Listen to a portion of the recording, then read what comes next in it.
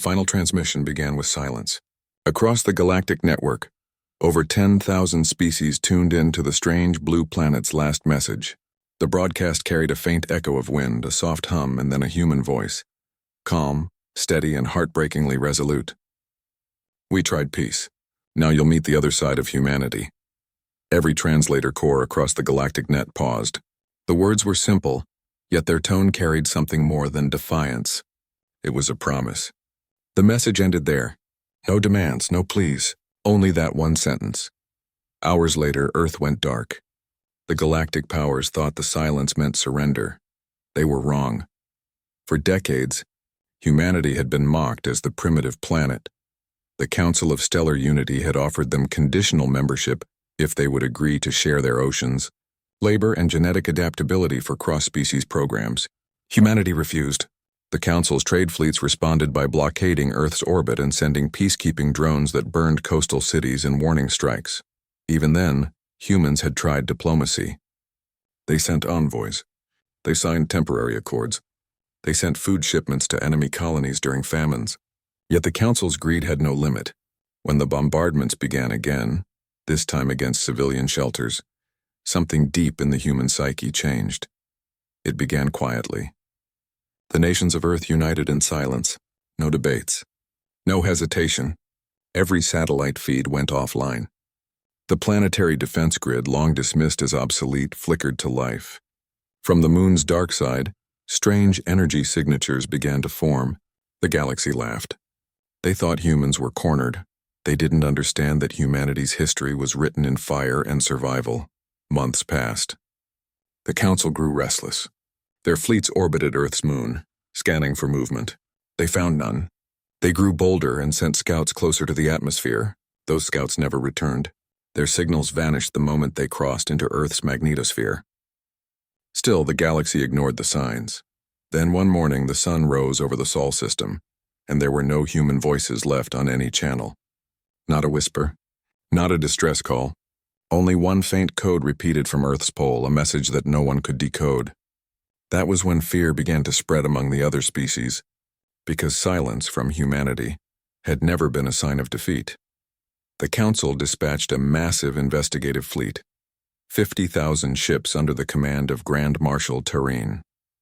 When they reached Earth's orbit, they found no resistance, only floating debris from old satellites and the shimmer of Earth's blue oceans below. Terene ordered a full planetary scan. No life signatures were detected on the surface. The report concluded, "The humans have fled. The planet is abandoned." Celebrations echoed across the galaxy. News streams declared humanity extinct. The Council announced new plans to divide Earth's territory and resources among member species. Terraforming vessels descended through the atmosphere. But when the first ship entered, its sensors went blind. The air around Earth shimmered like heat haze. Moments later, that ship was gone. No explosion, no wreckage. Just gone. Confusion turned to alarm. One by one, the other vessels followed to investigate, and one by one, they vanished. No signals, no survivors. Within an hour, 10,000 ships disappeared. That was the moment the galactic network detected it. An energy surge from beneath Earth's crust. It wasn't an explosion, it was a signal. A massive transmission pulse shot across the stars, encoded in every known communication format. This time, the message carried not just words, but an image. Earth surrounded by a glowing lattice of silver light. And beneath it, millions of dark shapes rising from the planet's surface. The transmission repeated the same phrase. "We tried peace." The galactic fleets mobilized instantly. Warnings flooded across sectors. The Council declared Earth a quarantine zone. But then the signals spread, not from Earth but from other systems. Human ships were appearing across the rim worlds. They were small at first, metallic specks with no visible engines, yet they moved faster than light without using any known drive signature. They struck like ghosts, disabling power grids, dismantling orbital stations, then vanishing before retaliation could form. The galaxy called them echo fleets. No one ever saw them arrive. They just appeared, acted, and disappeared. Within weeks, entire sectors went silent. The Council scrambled to maintain order. They tried to contact any surviving human government, but no one answered. The humans were everywhere and nowhere at once. Then came the second transmission. It wasn't from Earth. It came from the capital of the Council itself. right as the Grand Assembly gathered to discuss humanity's containment. Every screen, every broadcast, every terminal in the chamber went dark. A human face appeared, illuminated by the dim light of a command deck. He wore no insignia, no armor, only a simple uniform with the emblem of Earth behind him. His voice was quiet, but it filled the hall. "You called us savages. You said peace was the only path to civility. We agreed, we believed you. And while you spoke of unity, your fleets burned our children's skies. You took our peace, so now you'll learn what humanity builds when peace is taken away." Behind him, the feed widened, showing the silhouette of a massive ship, larger than any recorded vessel. Its hull shimmered like living metal, shifting with energy currents. The human continued. "This is not war. This is correction. You wanted resources. You wanted labor. You wanted control. You will have none." The feed ended, and before the council could react, the night above their capital world turned white. A beam of light pierced through the clouds, silent and exact. It did not explode. It simply erased. An entire fleet gone in an instant, leaving no debris. The council tried to fire back, but their weapons refused to lock.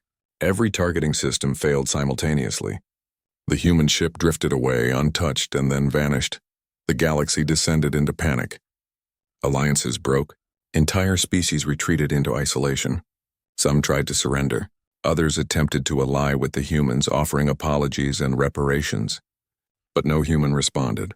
They did not negotiate anymore. The campaign lasted only 40 days. 40 days and half the known galaxy fell under human silence. Not occupation, not destruction, silence. The systems where human fleets appeared became unreachable. No communication, no transport, no trade. It was as if those stars had been removed from existence. On the 41st day, a final broadcast reached every corner of the network. It was Earth again, glowing brighter than ever before. The same human voice returned. "You believed we were divided by nations. You believed we were slow, weak, and small. You forgot what we are when we stand together. You called us violent. You were right. But our violence is born from love. Love for the home you tried to take." The camera panned upward, revealing the vastness of Earth's orbit. It was filled with ships, thousands upon thousands of them forming rings around the planet, each one pulsed with soft light like heartbeat rhythms. Then behind them space rippled. More ships emerged, their designs unlike any known human craft. Flowing forms merged with alien alloys and unknown energy. Humanity had not fled. They had evolved. The voice continued. "We will not rule you. We will not enslave you. We will make sure no one ever repeats what you did to us. And if that means you must fear us, then so be it. Because fear at least will keep you from trying this again." After that, the signal cut off. Earth faded into darkness once more. But the galaxy would never be the same. In the following years, reports surfaced of strange lights appearing in deep space. Ships lost near human zones reappeared with no memory of time past. Their crews described hearing whispers, voices asking them why they came so far to harm a peaceful world. They said the voices felt neither angry nor cruel, only disappointed. Every survivor spoke of a single warning left ringing in their minds. Do not test peace again. Some species tried to rebuild communication. Others abandoned technology altogether, fearing that any digital signal might draw human attention. Entire civilizations returned to primitive living. The council collapsed under the weight of paranoia and guilt. The galaxy entered what historians would later call the Quiet Age, yet humanity was not seen again. Their fleets vanished beyond mapped regions. Their colonies remained silent. Only their beacons remained, standing monuments in space inscribed with one phrase. Peace was our first offer. Centuries passed. New civilizations rose, built on the ruins of fear. They told stories of the humans, monsters of vengeance, architects of silent justice, ghosts that punished arrogance. Some doubted they ever existed. But deep in the void, old satellites still orbited Earth, transmitting endlessly into the dark. Their signal was faint, but if one listened closely, they could still hear the original message repeating through the static. We tried peace. One day, a new explorer species discovered the Sol system. They approached cautiously, scanning for danger.